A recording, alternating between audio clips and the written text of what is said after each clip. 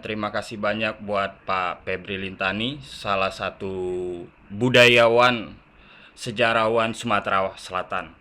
Saya bacakan sedikit ya Pak ya. Pak Febri Lintani ini sebenarnya bukan hanya budayawan, beliau juga aktor, sutradara, penulis naskah, pernah menjabat sebagai Dewan Kesenian Palembang juga. Ya. Dan saat ini saya baca gitu sebagai eh, Ketua Lembaga Budaya Komunitas Batanghari 9. Batanghari 9. Biografinya banyak banget, Ya, profilnya. Nah, mungkin nggak bisa saya bacain satu persatu, ya. tapi ucapan ini saya ucapkan terima kasih dari kami semuanya yang akan mendengarkan eh, informasi dari Pak Febri Lintani demi kemajuan dan pelestarian kebudayaan Indonesia, khususnya Sumatera Selatan. Baik Pak Febri, langsung aja Pak ya. Saya mau tanya sih Pak, kalau Baik, Kang. uh, Silakan. kalau kita browsing itu rasanya kurang kurang kurang afdol ya. Saya pengen tahu banget sih sebenarnya gitar tunggal atau kesenian Batanghari 9 itu apa sih Pak gitu. Menurut pandangan Pak Febri. Iya, sekarang banyak orang menyebut Batanghari 9 saja ya. Batanghari 9 seolah-olah identik dengan irama Batanghari 9. Padahal Batanghari 9 itu adalah istilah wilayah. Dahulunya itu wilayah ini lebih luas dari Sumatera Selatan sekarang. Jadi sebagian Lampung, sebagian Jambi, Bengkulu itu masuk dalam wilayah Batanghari 9 atau di dalam wilayah negeri Kesultanan Palembang Darussalam. Negeri Kesultanan Palembang Darussalam itu wilayah mencakup yang saya sebutkan tadi. Iya. Dan Batanghari sendiri dalam bahasa lokal kita di Sumatera Selatan berarti sungai. Sungai. Oh, oke. Di sungai ya, Batanghari itu adalah sungai. Batanghari 9 artinya sungai yang berjumlah 9. Oh, Sebenarnya banyak, tidak cuma 9. Tetapi seringkali diidentifikasi dan disebut bahwa 9 sungai yang besar yang mengalir ke Sungai Musi. Jadi Batanghari yang besar itu atau sungai yang besar itu adalah Sungai Musi. Jadi bermuara semua ke Sungai Musi. Ada 2 Batanghari atau sungai yang bermuara ke Sungai Musi di Palembang, Sungai Ogan dan Sungai Kumring misalnya. Dan di tempat lain di hulunya lagi ada Sungai Rawas, ada Sungai Lakitan, ada Sungai Batanghari Leko, dan beberapa sungai lainnya. Kalau dihitung-hitung lebih dari 9 sebenarnya. Ada juga Sungai Lintang yang tidak termasuk dalam Batanghari. Tapi intinya Batanghari 9 adalah nama wilayah yang dahulu dalam kekuasaan Kesultanan Palembang Darussalam. Begitu intinya begitu. Nah, kemudian di dalam wilayah Batanghari 9 ini sesuai dengan nama sungai terkadang juga diikuti atau biasanya diikuti juga nama suku. Misalnya Sungai Kumring itu suku Kumring di aliran sungai itu. Sungai Ogan, suku Ogan. Begitu juga Sungai Lakitan, Sungai Edim, Sungai Rapas, Batanghari Leko dan lain sebagainya. Jadi itu nama-nama suku juga. Nama Sungai Lintang ada suku Lintang juga di sana. Nah, suku-suku ini meskipun secara umum itu sama kebudayaannya, tetapi tentu ada perbedaan juga. Gitu. Yang agak menonjol perbedaan itu misalnya suku Kumring di Sungai Kumring dengan suku-suku lainnya dalam hal bahasa. Tapi dalam adat istiadat kecenderungannya mirip gitu satu sama lain. Apalagi adat istiadat kita itu di dalam negeri Palembang Darussalam waktu itu ada pedomannya itu adalah Undang-Undang Simbol Cahaya, Undang-Undang Adat Simbol Cahaya. Adalah adat istiadat mirip. Nah, selain Undang-Undang Simbol Cahaya yang identitas yang menyatukan di antara Batang Hari 9 di bawah negeri Palembang Darussalam itu adalah bahasa Palembang ya. Bahasa Palembang itu disebut bahasa lingua franca atau bahasa penghubung antara suku dengan yang lainnya. Selain dari itu adalah musik, apa yang disebut sekarang dengan musik Batanghari 9. Di masing-masing suku menyebut musik ini atau petikan gitar tunggal ini itu berbeda-beda. Ada yang menyebutnya rejung. Rejung itu misalnya di daerah Besema, Lintang. Dulu wilayah Rejang itu, Curup, sekarang masuk bagian dari Bengkulu, juga termasuk dari Batanghari 9 atau Sumatera Selatan. Sekarang secara administrasi masuk wilayah Bengkulu. Nah, di Rejang itu juga menyebutnya rejung. Tetapi di orang-orang Ogan misalnya menyebutnya tembang misalnya. Orang Ogan. Sedangkan rejung sendiri bagi orang Ogan itu perahu gitu misalnya. Lalu di tempat lain ada yang menyebut gitar tunggal, ada yang menyebut lagi lagu nasib dan lain sebagainya. Nah, karena perbedaan-perbedaan istilah di daerah-daerah ini itu tentu tidak dipahami pada suku lain. Misalnya kalau orang Besema menyebut rejung, itu tidak dipahami oleh orang Kumring. Apa itu rejung? Nah, untuk menyatukan istilah-istilah yang ada, maka disebutlah dengan irama Batanghari 9 atau tembang Batanghari 9 atau musik Batanghari 9. Nah, itu kira-kira definisi atau pengertian dari irama Batanghari 9 itu. Jadi irama atau musik yang dimainkan dengan gitar tunggal yang ada di dalam wilayah Batanghari 9, wilayah kebudayaan Batanghari 9, seperti yang saya sebutkan tadi. Nah, di luar dari wilayah Batanghari 9, kita tidak menemukan lagi gitar tunggal. Misalnya, kalau ke arah barat, di Jambi masih ketemu kita, di Bungo, Tebo masih ketemu, Bangko, Jambi, Sarolangun itu masih ketemu. Tetapi lewat dari sana masuk Minang tidak ada lagi. Ini menunjukkan bahwa memang musik ini berada di wilayah Batanghari 9. Begitu juga ke arah Lampung misalnya. Lampung masih pakai, meskipun dia pakai ini ya, pakai gambus ya. Ada juga pakai gambus seperti itu. Begitu, Angga? Ya, baik Pak. Terus bisa diinformasikan nggak Pak? Pertunjukan seperti ini sebenarnya sebagai hiburan saja atau memang punya fungsi tersendiri sih selama kesenian ini eksis sampai saat ini gitu.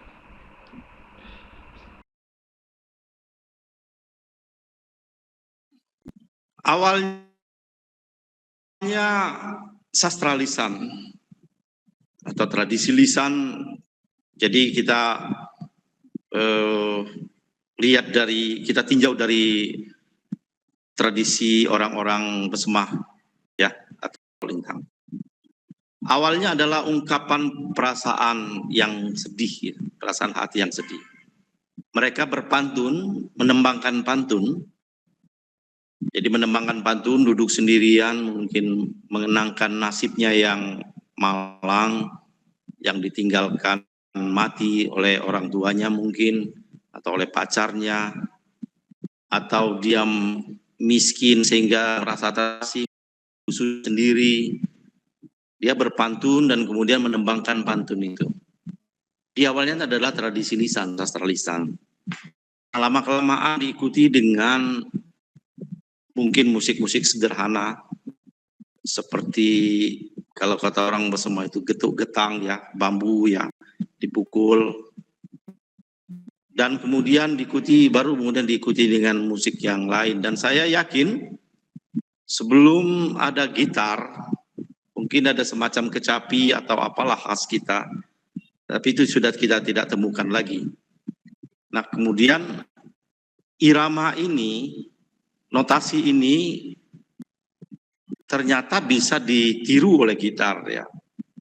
Nah, disinilah kreativitas para pendahulu kita dulu membuat satu bentuk gitar tetapi dengan seteman sendiri, dengan seteman yang disesuaikan dengan irama-irama yang asli kita itu, yang ditembangkan oleh para pendahulu kita untuk mengungkapkan rasa perasaan sedih itu. Jadi iramanya kalau kita dengar itu sangat ritmis ya, sangat sentimental gitu. Nah, jadi inilah mulai berkembang, sekira masa jayanya itu mungkin sekitar 50-an, 60-an, 70-an. 60 70-an dulu kita ada musik, ada record ya, apa namanya, studio record di Palembang yang terkenal Palapa Record. Dan di RRI juga hampir setiap minggu, karena saya tinggal di dusun dulu, saya di Rintang, tinggal di situ, di ujung Paklawang itu. Di dusun itu seringkali orang-orang tua waktu itu saya ingat setiap malam Sabtu kalau tidak salah mereka menyetel radio, mendengarkan musik Batanghari 9 dan itu hampir tidak pernah absen. Jadi setiap minggu mereka duduk mendengarkan itu. Tetapi uniknya para pendengar dari musik Batanghari 9 ini rata-rata mereka menangis. Jadi ya mendengarkan itu menangis gitu. Teringat akan kesedihan-kesedihan dia pribadi, misalnya ya kematian tadi misalnya, atau kesedihan-kesedihan lain. Jadi setiap penyetel, tetapi selalu mereka meskipun setiap mendengar itu menangis atau merasa sedih atau terhanyut perasaan, tapi selalu ingin mendengarkan musik itu. Nah, saya kira inilah fungsi selain dari menembangkan tadi, mengungkapkan rasa perasaan, tapi juga mendengarkan juga ikut terhanyut dengan perasaan-perasaan kesedihan. Entah gimana secara psikologi, apakah musik ini juga membuat orang merasa terpuaskan karena dia hanyut dan kemudian ketika itu dia kemudian melampiaskan dengan menangis itu, lalu emosinya juga lepas. Mungkin itu perlu kajian secara psikologi ya, tapi menurut saya itu ada betulnya. Jadi orang-orang kalau kita melihat perempuan itu kalau sudah menangis itu muncul semangat baru misalnya seperti itu.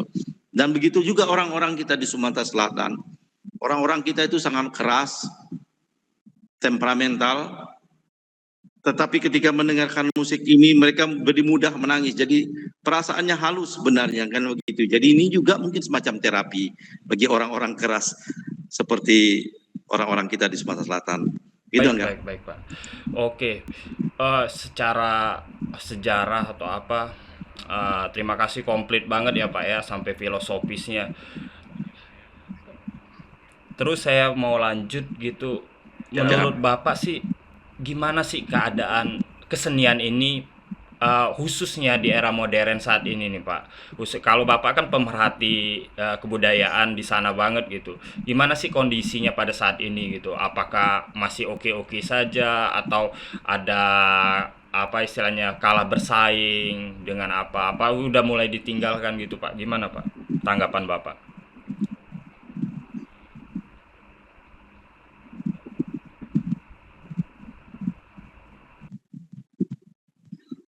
Semula kita khawatir musik Batanghari 9 akan ditinggalkan ya. Tetapi dengan kondisi progresnya IT sekarang, kemajuan IT, justru kami melihat ini mendapat peluang. Jadi kesenian-kesenian etnis yang seperti musik Batanghari 9 ini justru kalau saya lihat dari YouTube kawan-kawan yang memuat khusus tentang musik Batanghari 9, baik yang di Palembang maupun yang di perantauan, ada beberapa orang yang di Jakarta saya lihat dia memuat khusus musik-musik Batanghari 9 dari berbagai suku di Sumatera Selatan, justru minatnya sangat banyak, peminatnya. Dan ya mereka justru mendapat rezeki dari situ ya, dengan monetasi. Nah, ini penggemar musik ini menurut saya cukup bagus gitu. Jadi ya paling tidak bagi orang-orang perantau di luar dari Sumatera Selatan, ketika mendengarkan musik ini teringat kampung halaman lah. Kalau istilah kita teringat dusun laman kita di sini. Nah itu perkembangan yang bagus saya kira dalam kondisi kemajuan IT sekarang. Yang kedua, boomingnya musik atau bangkitnya kembali musik ini sebenarnya sejak ada lagu Kaos Lampu. Pernah dengar itu Angga ya? Kaos. Ya, Kaos Lampu ditembangkan oleh Jepri tahun 2000-an berapa itu? 2000-an. Nah, Jepri memulai lagu ini dengan sedikit jenaka. Meskipun itu tetap mencandai nasib Malang juga. Tentang bujang tua misalnya, bujang tua di Malang gitu. Tapi dengan gaya yang cukup jenaka dan temponya cukup dicepatkan sedikit ketimbang dengan tempo-tempo yang dimainkan oleh Sahilin misalnya. Lagu yang dibawakan Jepri ini bersumber juga pada sastra lisan Pedamaran, Incang-Incang. Tapi Jepri sendiri orang Ogan. Sebelumnya dibawakan oleh Sahilin, maestro Batanghari 9 yang tinggal di Palembang dan sekarang udah almarhum, dengan judul Bujang Buntu misalnya. Nah, Bujang Buntu Sahilin itu tetap pada pakem awal ya, mengalir lembut, melankolis, sedih ya gitu, ritmis. Nah, kemudian oleh Jepri temponya dicepatkan sedikit dan kemudian syairnya dibuat sedikit jenaka. Dan itu menarik gitu dan booming, trendy waktu itu atau viral ya, viral dan masyarakat kita sangat menyelangi dan sekarang sangat populer lagi jadi Palembang dan di mana-mana orang tahu Kaos Lampu dengan istilah buruk tergantung itu. Ya sejak itu jadi sebelum itu juga khawatir kita ini cuman digandrungi oleh orang-orang tua. Tapi orang-orang muda, generasi muda sepertinya nggak mau untuk belajar ini. Nah, itu juga menjadi pemicu saya kira munculnya kembali dan banyak juga pengikut-pengikutnya si Jepri di Palembang ini. Ada beberapa orang, kalau dia anak-anak muda itu pentas memainkan steman Jepri ini, steman yang awalnya dari steman Sahilin gitu ya, bermain di Mayor ini kalau ya. Jadi ini dengan kondisi seperti ini dan kemudian banyaknya juga ada tutorial-tutorial juga di YouTube itu tentang lagu-lagu yang dimainkan. Misalnya yang dimainkan di Semende. Semende itu cukup banyak juga. Semende Kiki ada Idham Biola misalnya. Itu sangat mengembirakan saya kira Angga. Jadi kondisinya kita tidak lagi khawatir bahwa musik Batanghari 9 akan ketinggalan. Tinggal bagaimana nanti apakah musik ini mungkin lebih dikembangkan lagi. Dan saya sendiri sebenarnya tahun 2006 sudah membuat satu kelompok musik yang saya kasih nama Rejung Pesira. Rejung Pesira. Jadi agak bisa lihat nanti di YouTube. Di Rejung Pesira itu ada beberapa lagu yang juga mencoba untuk meng-create yang basisnya musik Batanghari 9. Jadi semacam musik kontemporer lah ya, tapi basisnya musik itu, etnik itu. Nah, jadi ini bisa dikembangkan. Jadi dari gitar tunggal mungkin ditambah instrumen lain tetapi khasnya tetap ada. Yang kita ingin capai itu kita tertinggalkan kalau kita lihat dari misalnya Sunda, Minang, gitu ya, Batak, gitu. Orang sekali dengar itu bisa tebak ini musik Batak, ini musik Minang atau ini musik Sunda, gitu. Ini musik Jawa. Nah, kita kan belum seperti itu kan. Nah, karena kita ingin, jadi mungkin basisnya ini bisa Batang Hari 9, tetapi ya mainnya instrumen yang banyak, orang menjadi tahu, oh ini Sumatera Selatan kalau begini nih. Nah, yang seperti itu, jadi Ujung Pesirah waktu itu yang saya dirikan dan beberapa kali pentas, baik di kota sendiri maupun di luar kota, bahkan pernah kita pentas di Festival Borobudur dan juga di Kongres Kebudayaan waktu itu. Nah, jadi ini ada perkembangan yang bisa menginspirasi musisi-musisi lain agar bisa lebih menggali, mengkaji sehingga lebih lebih dikenal lagi musik Batang 9 gitu. Enggak. Untuk yang terakhir gitu, sebagai seorang budayawan, sejarawan, orang yang tekun lah, seniman juga di bidang Batanghari 9 gitu, terutama generasi muda nih Pak ya, kira-kira ada nggak gitu nasihat buat kita gitu, buat bisa mempertahankan, terus eksis, berinovasi, agar musik ini turun-temurun tetap bisa 100 tahun, 200 tahun ke depan bisa kita nikmati seperti ini, tidak kalah bersaing kan dengan yang lain.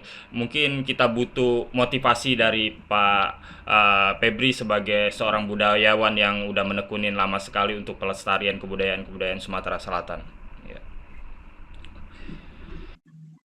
Ya, saya senang orang-orang seperti Angga yang memiliki perhatian terhadap musik Batanghari 9. Dan juga ada beberapa saya lihat dari kawan-kawan yang lain di kuliah-kuliah di Jogja misalnya, yang lain juga seperti itu. Nah, tentu kami berharap ini tidak hanya sebatas kajian saja. Jadi bagaimana nanti yang saya katakan tadi, bahwa saya waktu itu bikin satu grup musik dengan kawan-kawan Ujung Pesirah itu kan harapannya agar musik ini tadi kita bisa mencapai satu bentuk musik di Sumatera Selatan yang berbasis Batanghari 9, bisa dikolaborasikan dengan musik apapun. Nah, bagi kawan-kawan musisi rock misalnya, musisi dangdut, musisi apapun itu genrenya, kan bisa memperhatikan musik ini. Misalnya kawan-kawan yang udah terkenal seperti Armada misalnya, atau pemain-pemain band yang lain di dalam kota ini, kalau bikin album ya cobalah sisipkan 1 atau 2 lagu yang digarap dengan berbasis ini. Pendahulu kita seperti dulu ada Wing ya. Wing itu Karel Simon dan kawan-kawan. Dan juga misalnya lagu Ribu-Ribu misalnya ya, lagu dia dibuat pop gitu ya. Ribu-Ribu itu basisnya musik Batanghari 9. Saya wawancara dengan Tarno S. almarhum, pengarang lagu Pempek Lenjer. Pempek Lenjer, tahu ya? Enggak ya Pempek Lenjer? Nah, lagu itu Tarno bilang, ya, saya bilang kenapa ada lagu Ribu-Ribu, kenapa ada lagu Dirut dan beberapa lagu lain di dalam albumnya itu. Ternyata itu satu bentuk darurat saja. Jadi ketika mereka merekam lagu, karena satu kaset pita waktu itu misalnya harus 5 lagu minimal, tapi cuma ada 3 lagu. Jadi 2 lagunya ya mereka nyanyikan musik Batanghari 9 itu, tetapi mereka buat dengan pop gitu. Nah, tapi kemudian kan lagu-lagu yang tidak sengaja ini yang kemudian dikenal banyak, dan itu saya khas sekali. Lagu Ribu-Ribu itu kan khas sekali ya. melodinya khas, iramanya khas, dan lain. Nah, yang masih kurang itu saya kira, Angga. Jadi kepedulian kawan-kawan musisi. Tapi kalau masyarakat yang lain, tentu masyarakat umum ya, itu dia sesuai seleranya saja karena dia penikmat ya, dia mengkonsumsi. Kita cuma bisa menghimbau, ya cintailah musik kita Batanghari 9 begitu ya. Tetapi yang menyajikan ini tentu ada tanggung jawabnya ada di pundak-pundak kawan-kawan musisi muda di Sumatera Selatan, meskipun genrenya apapun, tapi bisa menggali, mengkaji, dan kemudian mengimplementasikannya dalam satu bentuk komposisi. Jadi kalau kita mendengar rock, misalnya rock, itu terasa ada ininya, ada Sumatera Selatannya. Nah ini kan dilakukan oleh misalnya kelompok-kelompok band orang-orang Batak, misalnya Pambes ya. Pada waktu itu kalau kita dengar dalam satu album ada saja, meskipun dia pakai bahasa Indonesia, tapi ada saja irama itu khas Bataknya itu muncul gitu. Kan begitu. Nah ini saya kira satu upaya kita bagaimana mengembangkan musik Batanghari 9. Nah satu lagi, misalnya di daerah Kikim, daerah Morenim dan Lahat itu ada tradisi mereka, tradisi ada tari rai-rai ya, tari rai-rai itu, dan kemudian ada musik yang disebut musik Antan 8 yang mengiringi tari rai-rai itu. Ya, musik Antan 8 itu basisnya itu adalah Batanghari 9, petik gitar tunggal. Kemudian ditambah dengan instrumen jidur ya. Jidur itu, kemudian ada gendang, ada gitar, ada biola. Jadilah satu mereka sebut dengan Antan 8. Antan 8 ini sebenarnya istilah judul lagu atau judul lagu yang dimainkan yang judulnya Antan 8. Kemudian itu lagu pertama mereka mainkan dengan kolaborasi musik Batanghari gitar tunggal itu, kemudian dengan kolaborasi instrumen lain. Jadi barangkali itulah cikal bakal dari musik Antan 8 yang ada di Morenim. Itu juga pengembangan dari musik Batanghari 9. Gitu. Baik Pak, terima kasih banyak. Saya rangkum conclusion sedikit. Ternyata kesenian ini bisa dikembangkan kalau kita sama-sama bareng-bareng, terutama masyarakat, musisi dan lain-lain berinovasi, menyesuaikan kebutuhan, menyesuaikan dengan teknologi yang berkembang pada saat ini. Kita yakin kesenian ini akan terus eksis dan dicintai oleh masyarakat, tidak hanya masyarakat lokal Sumatera Selatan, mungkin bisa nasional bahkan mendunia. Amin ya robbal alamin ya. Ya, untuk itu terima kasih Pak Febri Lintani waktunya. Semoga motivasi untuk kami yang muda ini untuk melestarikan kesenian tradisional di Indonesia bisa lebih semangat lagi tentunya. Untuk yang nonton ini juga nanti ini akan saya presentasikan ya Pak di hadapan para pecinta musik tradisional juga, menjadi inspirasi kita semua. Amin ya robbal alamin. Silakan.